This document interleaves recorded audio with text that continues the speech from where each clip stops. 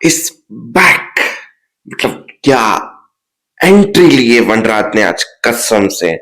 और उसकी एंट्री पे तो टिट्टू भी कांप उठेगा। और तो और आज डिम्पी की शादी की बात निकलेगी और बा का जो रिएक्शन होगा मैं बताता हूं। चलो शुरू करते हैं, पर एंडिंग पे आते हैं। तो एंडिंग पे बिजली का बिल इतना ज्यादा कैसे आया? लगता है बाबूजी को भूलने की आदत है, मालती देवी ने बोला। तो हो सकता है एसी चालू करके भूल गए हो। अक्सर भूल वो जाते हैं जिनको बिल नहीं भरना होता। फिर पीछे से अनुज ने बोला जो बिल भर रहा है उससे भी तो पूछ लो, उससे कोई दिक्कत है या नहीं है मिस्टर मालती देवी जी। तो बस ये एक साजिश वाला काम चलेंगे। तो मेन मुद्दे पे आते हैं, जो आज का मुद्दा था। अनुपमा पढ़ाई की तैयारी कर रही थी क्योंकि छोटी को भी पढ़ाना है। अनुज उसके साथ बैठा था, दोनों बातें कर रहे थे। बाकी अधिक लौटे क्योंकि अनुपमा को चिंता थी कि बेटी घर पे आ जाए, इसके लिए उसकी चिंता है। फिर जाके सो जाऊंगी। अब वो आए तो झगड़ते हुए आए, जहां अधिक बोला था सीन क्रिएट मत करना, वो कर रहे थे। बोला क्या हुआ? बोला ब्रेकिंग न्यूज है मेरी प्यारी माँ अनुपमा जी। आपकी लाडली बेटी बहू जिसको आप बोलते हो वो डिम्पी इश्क लड़ा रही है। Breaking news Tittu.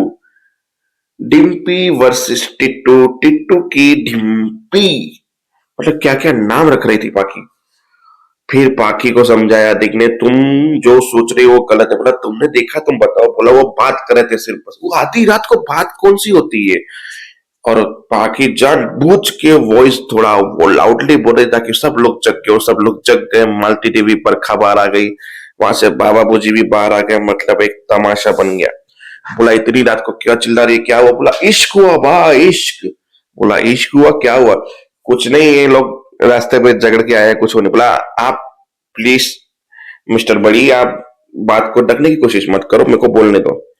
आपकी लाडली बहू डिम्पी आधी रात को टिट्टू के साथ इश्क लगा रही थी, इश्क। नहीं नहीं, डिम्पी ऐसी नहीं है, बहाने नॉर्मली बोला। फिर हमारी मालती दीदी, अब आपको दो दो जवान बहुओं को घर पे अकेला छोड़ने से पहले सोचना चाहिए था ना। अब बड़े बुजुर्ग जब घर में नहीं होते तो अक्सर यही सब कुछ होता है। बोला जरूरी नहीं है जो आप सोच रहे हो वो हो। और बा कोई चौकीदार नहीं है जो पूरा दिन किसी की पहरेदारी करेगी। और बा आप जो सोच रहे हो बिल्कुल नहीं है। अनुभव ने समझा। बोला ऐसा ही है, मैंने अपनी आंखों से देखा है। वो केवत सच हो गई ना। बा केवत ही ना बोलते थे कि बिल्ली जब पैरे से हटती है तभी चूहे कांड करते हैं। बिल्ली मतलब बा को इनडायरेक्टली उसने बिल्ली बोला, बस से बा ने रिएक्ट नहीं किया, तूने मुझे बिल्ली बोला। फिर बा ने बोला मैंने बोला था ये होगा, ये नहीं नहीं, इसको अकेला छोड़ने नहीं चाहिए, मुझे डिप्टी भी बात पर शक था। ये बोला आप किसकी बातों पर यकीन कर रहे हो? फिर मालती देवी ने बोला देखो, डिम्पी वैसे तो जवान है, अगर ना करे नारायण हो भी जाता है अफेयर तो लड़का अच्छा है। पहले तो सबसे पहले लड़के को फर्क हो। चलो मान लेते हैं कि डिम्पी सही होगी, तो हो सकता है लड़का गलत हो। मैं तो बोलती हूँ लड़की की तपास करो, जांच पड़ताल करो। अगर अच्छा है, वो गलत नियत से नहीं है, मतलब हो सकता है डिम्पी नहीं चाहती पर वो उससे बेला फुसला रहा हो उसके साथ कुछ गलत करने के लिए।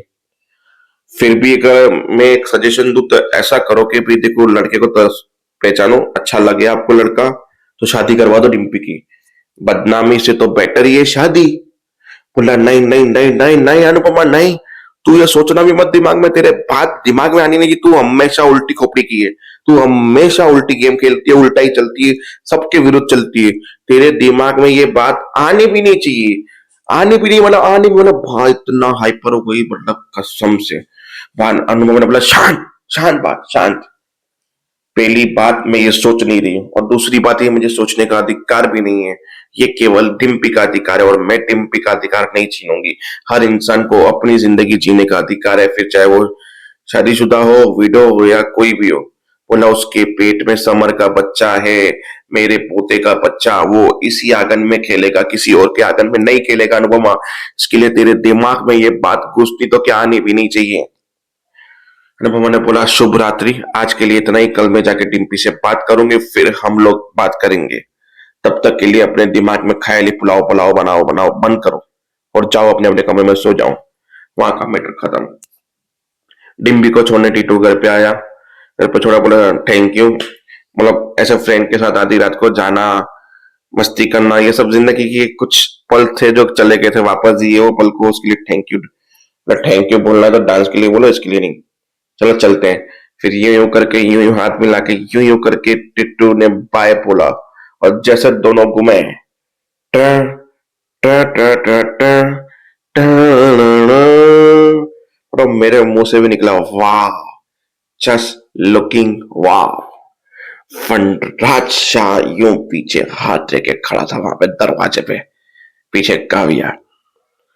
फिर टिट्टू को बोला तुम चलो। डिम्पी यूं अंदर घुसी, फंडराज ने दरवाजा बंद कर दिया। टिट्टू वहां से जा रहा था,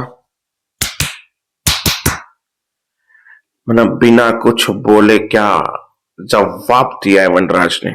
फिर वनराज धीरे धीरे आगे गया, उसकी कॉलर पकड़ी और खींच के बोला, टिम्पी मेरी बहू है, उससे दूर रहना, उसके आसपास भी मत आना।